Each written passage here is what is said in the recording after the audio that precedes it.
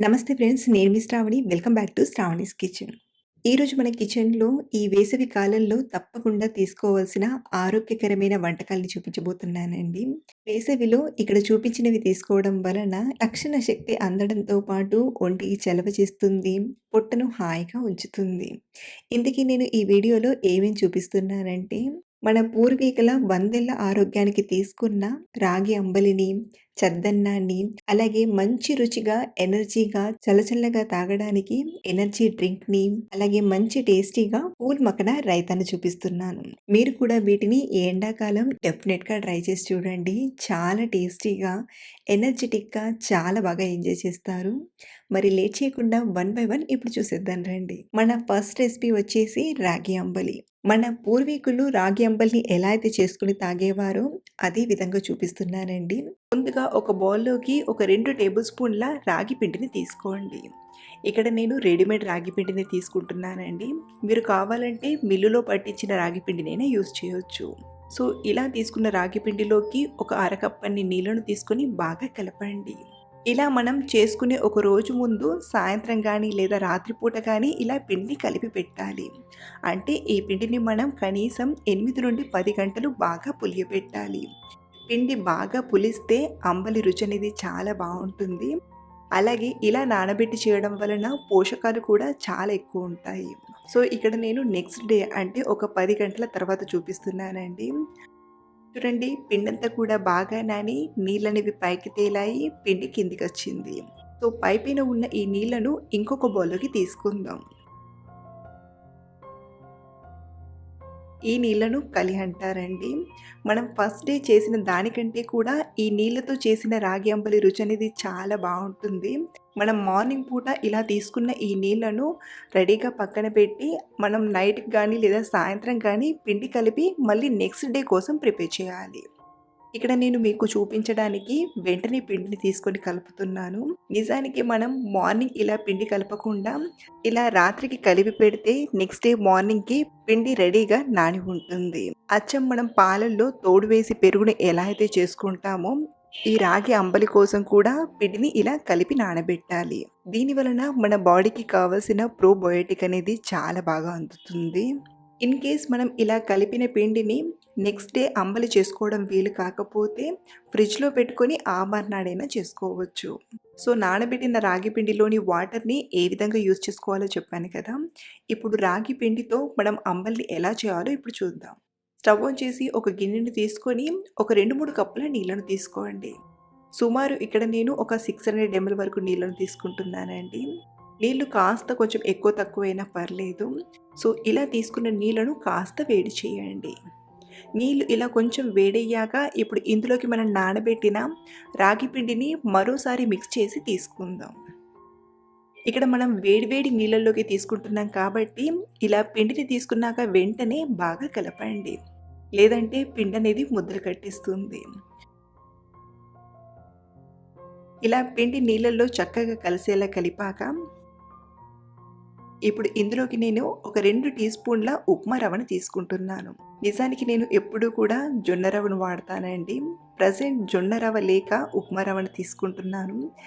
ఇందులోకి జొన్న రవ్వను తీసుకున్నా లేదా ఉప్మా రవ్వను తీసుకున్నా లేదా మనం వేసవిలో చేస్తున్నాం కాబట్టి నానబెట్టిన సగ్గుబియ్యం తీసుకొని చేసిన చాలా చాలా బాగుంటాయి. సో, రవ్వను కూడా తీసుకొని ఇలా బాగా కలిపాక ఇప్పుడు ఈ అంబలిని ఒక 4, 5 నిమిషాలు ఉడకబెట్టండి.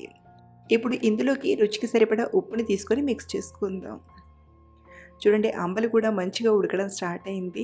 మరొక 2, 3 నిమిషాలు ఉడికించామంటే ఇదంతా కూడా బాగా ఉడికి కాస్త దగ్గర పడుతుంది. 3 నిమిషాలు అయ్యేసరికి చూడండి, రాగి జావ బాగా ఉడికి కాస్త చిక్కబడింది కదా! మీకు ఇంకా చిక్కగా కావాలి అంటే మరొక 2 నిమిషాలు ఉడికించారంటే ఇంకా చిక్కబడుతుంది. కానీ ఇది చల్లారాక మరి కాస్త చిక్కబడుతుంది కాబట్టి ఇదే టైంలో స్టవ్ ఆఫ్ చేసేస్తున్నాను.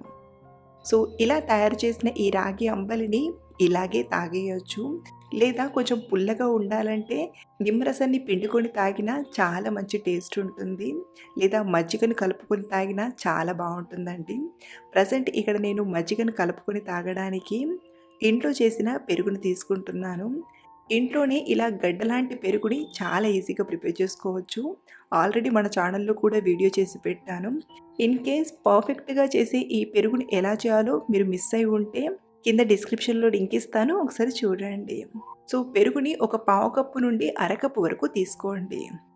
స్పూన్‌తో గానీ లేదా ఇలా విస్కర్‌తో గానీ కలిపారంటే పెరుగు ముద్దలేమీ లేకుండా చక్కగా కలిసిపోతుంది.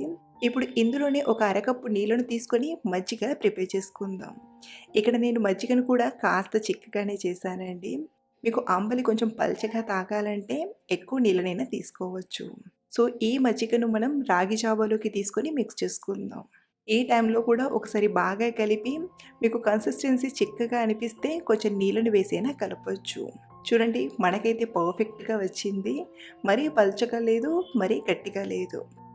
అలాగే ఈ టైంలోనే కొంచెం టేస్ట్ చేసి ఉప్పు తగ్గినట్టు అనిపిస్తే కొద్దిగా తీసుకొని బాగా కలపండి. అంతే, మన ఆరోగ్యానికి ఎన్నో విధాలుగా మేలు చేసే రాగి అంబలి తయారైపోయింది. చేయడం చాలా సింపుల్ కదా! ఇలా మనం ఒక గ్లాస్‌లోకి తీసుకున్నాక ఈ అంబలిని మనం కొంచెం ఉల్లిపాయ, పచ్చిమిర్చిని నంచుకుంటూ తిన్నాం లేదా పచ్చడిని నంచుకుంటూ తాగినా చాలా మంచి రుచి ఉంటుంది. మన సెకండ్ రెసిపీ వచ్చేసి చద్దన్నం. బందెల్ల ఆరోగ్యానికి, యవ్వన శక్తికి, అలాగే ఇమ్యూనిటీని పెంచుకోవడానికి, పొట్టను హాయిగా చల్లబరచడానికి ఈ చద్దన్నం చాలా బాగా సహాయపడుతుంది. మరి మంచి రుచిగా, ఆరోగ్యకరంగా చద్దన్నం ఎలా చేయాలో ఇప్పుడు చూద్దాం రండి. మనం రాత్రి తినగా మిగిలిన అన్నంతోనే చద్దన్నాన్ని చేస్తుంటారు. కాబట్టి సాయంత్రానికి అలాగే మరుసటి రోజు చద్దన్నానికి సరిపడన్ని బియ్యం తీసుకొని బాగా కడగండి. అలాగే మనం ఒక గ్లాస్ బియ్యానికి 2 గ్లాసుల నీళ్లను తీసుకొని అన్నం వండుకుంటుంటాం కదా! అలా కాకుండా మనకు చద్దన్నంలోకి 1 కప్పు వరకు గంజి కావాలి కాబట్టి ఒక గ్లాస్‌కి 3 గ్లాసుల నీళ్లను తీసుకొని అన్నం వండుకుంటే అన్నం ఉడికాక 1 కప్పు వరకు గంజి వస్తుంది. ఇక్కడ నేను 2 గ్లాసుల బియ్యానికి 5 గ్లాసుల నీళ్లను తీసుకొని అన్నం వండుకుంటున్నాను. అన్నం బాగా ఉడికాక చూడండి, మనం ఇలా చేతిలోకి తీసుకొని మెదిపి చూసామంటే అన్నం ఇలా మెత్తగా ఉడికాక ఇప్పుడు ఇందులో నుండి గంజిని సెపరేట్ చేసుకుందాం. గంజిని వడగట్టడానికి పైన ప్లేట్ పెట్టి క్లాత్‌తో పట్టుకొని ఇలా ఇంకో గిన్నెలో వంపి తీసుకోండి. ఇక్కడ నేను మీకు ఎగ్జాక్ట్‌గా ప్రాసెస్ చూపించడానికి గంజితో చేస్తున్నాను. మీరు గంజి లేకుండా అయినా చేసుకోవచ్చు. అది ఎలాగో నేను వీడియో ముందు చెప్తాను.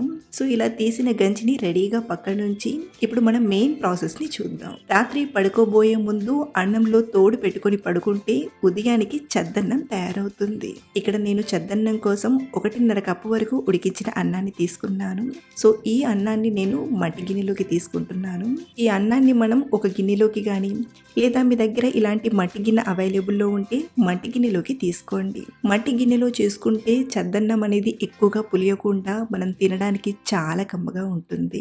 అలాగే ఈ పాట్స్ని ఎలా సీజనింగ్ చేయాలో వీడియో కూడా చేశాను, ఒకసారి చూడండి. సో, ముందుగా ఇందులోకి మనం తీసుకున్న అన్నం మొత్తం తీసుకోండి. ఇప్పుడు ఇందులోకి 1 కప్పు గంజిని తీసుకోండి. గంజి పూర్తిగా చల్లారిపోయింది. ఇప్పుడు ఇందులోకి 1 కప్పు వేడి పాలను తీసుకోండి. పాలు వేడిగా తీసుకుంటే ఇందులో వేశాక గోరువెచ్చగా అవుతుంది. అలాగే మనకు ఈ చద్దన్నం అనేది మరీ గట్టిగా ఉండకుండా కొంచెం పల్చగా ఉండాలి కాబట్టి నేను ఇంకో అరకప్పు వరకు వేడి పాలను తీసుకుంటున్నాను. అలాగే మీకు మరొక విషయం చెప్పాలండి. ఈ చద్దన్నాన్ని కూడా ఒక్కొక్కరు ఒక్కోలా ప్రిపేర్ చేసుకుంటుంటారు. కొందరు మొత్తం గంజిలోనే కొంచెం అన్నం వేసి తోడు వేసి చద్దన్నాన్ని ప్రిపేర్ చేసుకుంటే మరికొందరు మొత్తం పాలల్లోనే అన్నం వేసి తోడు పెట్టుకుంటుంటారు. కానీ ఇలా సగం గంజిలో సగం పాలు వేసి తోడు పెట్టుకోవడం వలన మనకు ఈ చద్దన్నం తిన్నాక మరీ హెవీగా అనిపించకుండా పొట్టకి హాయిగా త్వరగా జీర్ణమవుతుంది. మరీ గట్టిగా కాకుండా ఇలా కొంచెం పల్చగా ఉండేలా చూడండి. అలాగే ఇలా మనం వేడి పాలను తీసుకున్నాక మనకు ఇది గోరువెచ్చగా ఉండాలి. కంప్లీట్గా చల్లగా ఉన్నప్పుడు తోడు పెట్టినా సరిగ్గా తోడుకోదు కాబట్టి ఇలా మనం వేడి పాలను వేయడం వలన అన్నం చల్లగా ఉంటుంది కాబట్టి గోరువెచ్చగా అవుతుంది. ఇప్పుడు ఇందులోకి 1 టీ స్పూన్ పెరుగు తోడుని తీసుకొని బాగా కలపండి. మనకు ఇది కొంచెం పల్చగా ఉంటే తోడుకునేసరికి కొంచెం గట్టి పడుతుంది. ఇలా పెరుగన్నం కలిపాక ఇప్పుడు దీనిపైనే ఒక 3-4 ముక్కల ఉల్లిపాయ ముక్కల్ని తీసుకోండి. డైరెక్ట్గా ఉల్లిపాయని అలాగే వేయకుండా ఇలా కొంచెం పెద్ద ముక్కలుగా కట్ చేసి తీసుకోండి. అలాగే పచ్చిమిరపకాయని ఘాట్లు పెట్టి కానీ లేదా 2గా చుంచి కానీ ఈ పెరుగన్నంలోకి తీసుకొని తోడు పెట్టుకుంటే పచ్చిమిర్చి ఉల్లిపాయ ఫ్లేవర్తో ఈ చద్దన్నం చాలా మంచి రుచిగా వస్తుంది. సో ఇలా ప్రిపేర్ చేసిన ఈ పెరుగన్నాన్ని మూత పెట్టి ఒక 10-12 గంటల పాటు పక్కనుంచండి. ఇలా మనం రాత్రికి కలిపి పెట్టుకుంటే ఉదయం మార్నింగ్కి చద్దన్నం తయారవుతుంది. ఇక్కడ నేను నెక్స్ట్ డే మార్నింగ్ చూపిస్తున్నాను. చూడండి, పెరుగు చక్కగా తోడుకొని మనకు చద్దన్నం అనేది రెడీ అయిపోయింది. ఇలా మనకు నెక్స్ట్ డేకి కొంచెం గట్టిగా అనిపిస్తుంది, అంటే మనకు పెరుగు అనేది తోడుకుంది కదా కాబట్టి కొంచెం గట్టిగా అనిపిస్తుంది. ఈ టైంలో కొంచెం నీళ్ళను వేసి కన్సిస్టెన్సీని అడ్జస్ట్ చేసుకోవాలి. అలాగే చాలా మంది చద్దన్నాన్ని ఉప్పు వేయకుండా అలాగే తినేస్తుంటారు. నిజానికి ఉప్పు వేయకుండా తినడమే చాలా హెల్దీ అండి. కానీ టేస్ట్ కోసం ఇక్కడ నేను కొంచెం రాళ్ళుప్పును ఇలా పొడిలా చేసుకుని తీసుకుంటున్నాను. ఉప్పును తీసుకుని ఒకసారి బాగా కలిపి బ్రేక్ఫాస్ట్ గా ఈ చద్దన్నాన్ని తినేయడమే. కమ్మని రుచిగా చద్దన్నం తయారైపోయింది. ఇలా చాలా సింపుల్ గా మనకు ఆరోగ్యాన్ని ఇచ్చే ఈ ప్రోబయోటిక్ ఫుడ్ ని ప్రిపేర్ చేసుకుని తిన్నామంటే ఈ సమ్మర్ లో వేడి చేయడం కానీ పొట్ట మండడం కానీ ఇలా ఏమీ లేకుండా పొట్టకి హాయిగా చలవ చేస్తుంది. మీరు కూడా బ్రేక్ఫాస్ట్ లోకి ఈ చద్దన్నాన్ని తప్పకుండా ఒకసారి ట్రై చేసి చూడండి. మన థర్డ్ రెసిపీ వచ్చేసి సమ్మర్ స్పెషల్ డ్రింక్ అన్నమాట. బయట ఎండలు మండుతున్నప్పుడు అప్పుడప్పుడు చల్లగా హెల్దీగా తాగాలనిపిస్తుంది. అలాంటప్పుడు సింపుల్గా ఈ డ్రింక్ని ట్రై చేయండి. నేనంటున్నానని కాదు, ట్రై చేశాక చాలా బాగా ఇష్టపడతారు. మరి ఈ డ్రింక్ని చేయడానికి ముందుగా స్టవ్ ఆన్ చేసి ప్యాన్లోకి 1/2 లీటర్ పాలను తీసుకుందాం. ఇక్కడ నేను ప్యాకెట్ పాలను వాడుతున్నాను. మీరు కావాలంటే గేదె పాలను వాడచ్చు, లేదా ఆవు పాలనైనా తీసుకోవచ్చు. సో ఇలా తీసుకున్న పాలను ఒక పక్కన వేడి చేస్తూ మరో పక్కన మనం బాదాన్ని గ్రైండ్ చేసి తీసుకుందాం. ఇక్కడ నేను ఒక అరగంట ముందుగానే 20 బాదాంలను తీసుకొని వేడి నీళ్ళను వేసి నానబెట్టానండి. మనం ముందే ప్లాన్ కొద్దుంటే ఒక 4 గంటల ముందైనా నానబెట్టచ్చు. సో ఇలా నానబెట్టిన ఈ బాదంపై ఉన్న పొట్టును పీల్ ఆఫ్ చేసి తీసుకోండి. సో ఇలా అన్ని బాదంలపై ఉన్న పొట్టును తీసేశాక వీటిని ఒక మిక్సీ గిన్నెలోకి తీసుకోండి. ఇందులోనే 1 టేబుల్ స్పూన్ కస్టర్డ్ పౌడర్ని తీసుకుంటున్నాను. మీ దగ్గర కస్టర్డ్ పౌడర్ అవైలబుల్లో లేకపోతే ఈ ప్లేస్లో కార్న్‌ఫ్లోర్‌నైనా వాడచ్చు. అలాగే ఇందులోనే ఒక పావు కప్పు నీళ్ళను తీసుకొని మెత్తగా గ్రైండ్ చేయండి. చూడండి, ఇలా మెత్తగా రుబ్బి తీసుకోండి. ఇలా రుబ్బింది రెడీగా పక్కనుంచి మరో పక్కన చూడండి, పాలు కూడా వేడవడం స్టార్ట్ అయ్యాయి కదా. ఇప్పుడు ఇందులోకి మనం గ్రైండ్ చేసిన బాదం పేస్ట్ని తీసుకుందాం. ఇలా మనం ఇందులో బాదం పేస్ట్ని కస్టర్డ్ పౌడర్ని తీసుకొని చేయడం వలన ఈ డ్రింక్ టేస్ట్ అనేది చాలా చాలా బాగుంటుంది. సో ఇలా తీసుకొని వెంటనే బాగా కలపండి. సో ఇలా తీసుకున్నాక ఇప్పుడు ఇందులోకి ఒక 4 టేబుల్ స్పూన్ల చక్కెరను తీసుకుందాం. మనం తీసుకున్న ఈ పాల క్వాంటిటీకి 4 టేబుల్ స్పూన్ల చక్కెర అయితే కరెక్ట్గా స్వీట్ సరిపోతుంది. మీరు తక్కువగా తినాలన్నా లేదా ఎక్కువగా తినాలన్నా దాన్ని బట్టి చక్కెరను తీసుకోండి. అలాగే ఇందులోనే కొన్ని సన్నగా తరిగిన డ్రై ఫ్రూట్స్ని కూడా తీసుకొని బాగా కలపండి. ఇలా ఒకసారి కలిపాక మంటను మీడియం ఫ్లేమ్లో పెట్టి మధ్య మధ్యలో కలుపుతూ ఒక 3-4 నిమిషాలు మరగబెట్టండి. అలాగే మీకు ఈ డ్రింక్ అనేది ఇంకాస్త కలర్ఫుల్గా ఉండాలంటే కొంచెం ఫుడ్ కలర్ అయినా తీసుకోవచ్చు. ఇక్కడ నేనైతే ఫుడ్ కలర్ వేయకుండానే చేస్తున్నానండి. సో ఇలా దీన్ని మనం ఒక 3-4 నిమిషాలు మధ్య మధ్యలో కలుపుతూ బాగా మరగబెట్టండి. మరీ చిక్కగా ఎంతవరకు మరగబెట్టాల్సిన అవసరం లేదు. ఇందులో తీసుకున్న బాదం అలాగే కస్టర్డ్ పౌడర్ కొంచెం ఉడికితే సరిపోతుంది. మనకు ఇది ఇలా పల్చగా జ్యూస్ లానే ఉండాలండి. ఇలా ఒక 3 నిమిషాలు మరగబెట్టాక స్టవ్ ఆఫ్ చేసేయండి. మీరు కావాలంటే ఇదే టైంలో ఒక 1/2 టీ స్పూన్ యాలకుల పొడినైనా తీసుకోవచ్చు. ఇక్కడ నేను వెనిలా ఫ్లేవర్ కస్టర్డ్ పౌడర్ని యూజ్ చేశాను కాబట్టి మళ్ళీ ఎక్స్ట్రాగా యాలకుల పొడిని వేయట్లేదు. సో ఇలా తీసుకున్నది మధ్య మధ్యలో కలుపుతూ పూర్తిగా చల్లారనివ్వండి. ఎప్పుడైతే ఇది కంప్లీట్గా చల్లారిపోతుందో అప్పుడు ఇందులోకి మనం నానబెట్టిన సబ్జా గింజల్ని తీసుకుందాం. ఇక్కడ నేను ఒక టేబుల్ స్పూన్ సబ్జా గింజల్ని తీసుకొని కొంచెం నీళ్లు వేసి ఒక అరగంట ముందుగానే నానబెట్టానండి. సో ఇలా నానబెట్టిన ఈ సబ్జా గింజల్ని తీసుకొని బాగా కలపండి. అలాగే మీకు కస్టర్డ్ పౌడర్ని ఇంట్లోనే ఈజీగా ప్రిపేర్ చేయాలంటే లింక్ని డిస్క్రిప్షన్లో ఇస్తాను, ఒకసారి చూడండి. సో ఇలా ఒకసారి బాగా కలిపాక ఈ డ్రింక్ని మనం ఒక బౌల్లోకి తీసుకొని ఒక 2 గంటలు ఫ్రిడ్జ్లో పెట్టి తీసుకుందాం. మీకు వెంటనే తాగాలంటే కొంచెం ఐస్ క్యూబ్స్ని వేసైనా తాగేయచ్చు, లేదా టైం ఉంటే ఫ్రిడ్జ్లో ఒక 2 గంటలు పెట్టి ఆ తర్వాత అయినా సర్వ్ చేసుకోవచ్చు. సో కాసేపు ఫ్రిడ్జ్లో పెట్టి తీసుకున్నాక చల్ల చల్లగా మంచి క్రీమీ కన్సిస్టెన్సీతో మనకు సమ్మర్ డ్రింక్ తయారైపోయింది. ఇలా చేసిన జ్యూస్‌ని టేస్ట్ చేశాక ఎవ్వరైనా సరే టేస్ట్ అదిరిపోయిందంటారు. మన ఫోర్త్ రెసిపీ వచ్చేసి పూల్ మక్కన రైతా. చట్పటా టేస్ట్‌తో చాలా బావుంటుందండి.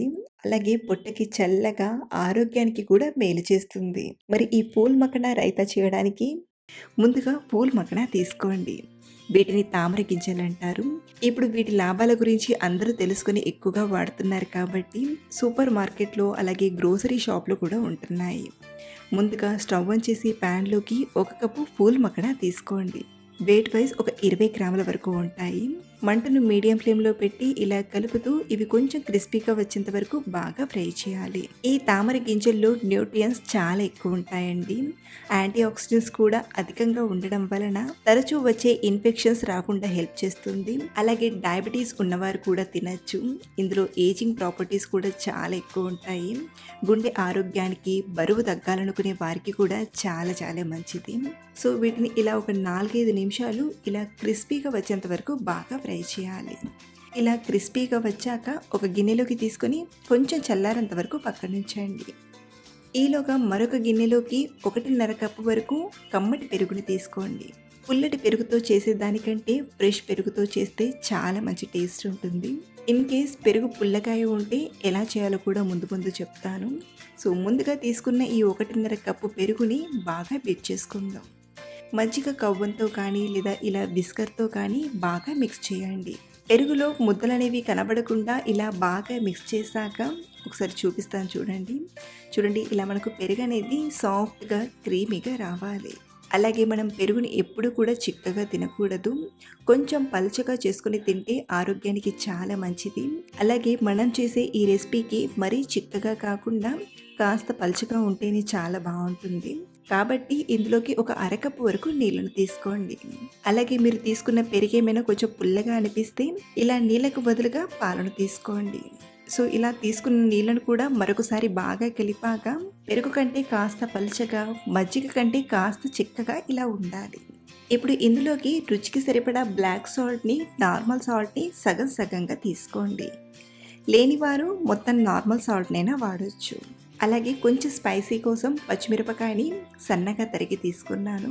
మీరు కావాలంటే ఈ పచ్చిమిరపకాయకు బదులుగా కారమైన లేదా మిరియాల పొడినైనా వాడొచ్చు. అలాగే ఇందులోనే ఒక 1/2 టీ స్పూన్ వేపి పొడి చేసిన జీలకర్ర పొడిని, అలాగే 1.5 టేబుల్ స్పూన్ బెల్లాన్ని తీసుకోండి. మీరు కావాలంటే బెల్లానికి బదులుగా చక్కెరనైనా వాడచ్చు. ఇలా కొంచెం స్వీట్ని తీసుకోవడం వలన మనం తీసుకున్న స్పైసెస్ అన్నీ చక్కగా బ్యాలెన్స్ అవుతాయి. ఇందులోనే తరిగిన కొత్తిమీరాకును 1 టేబుల్ స్పూన్ వరకు తీసుకోండి. అలాగే కొంచెం కట్ చేసిన పుదీనాకుని కూడా తీసుకోండి.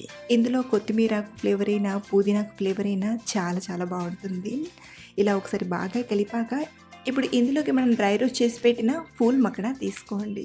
మీకు పూల్ మక్కన అంతగా ఇష్టం లేకపోతే కొంచెం తగ్గించైనా తీసుకోవచ్చు. అలాగే ఇందులోనే నేను 2 టేబుల్ స్పూన్ల వరకు చిన్నగా కట్ చేసిన మామిడి పండు ముక్కల్ని తీసుకుంటున్నాను. మీరు కావాలంటే ఈ మ్యాంగోని స్కిప్ చేసైనా చేయొచ్చు. లేదా మామిడి పండుకు బదులుగా బనానా, యాపిల్, దానిమ్మ గింజలనైనా తీసుకోవచ్చు. సో ఇలా తీసుకున్న వీటన్నిటిని ఒకసారి బాగా కలిపామంటే టేస్టీగా పూల్ మక్కన రైతా రెడీ అయిపోయినట్లే. ఇలా చేశాక వెంటనే సర్వ్ చేసే కంటే ఒక 10-15 నిమిషాలు అలా ఫ్రిడ్జ్లో పెట్టి ఆ తర్వాత సర్వ్ చేసుకుని తింటే చాలా చాలా బాగుంటుంది.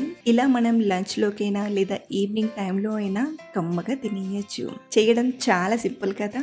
మీరు కూడా ఇంట్లో ఒకసారి ట్రై చేసి మీకు ఎలా కుదిరిందో కింద కామెంట్లో షేర్ చేయడం మర్చిపోవద్దు. Thanks for watching.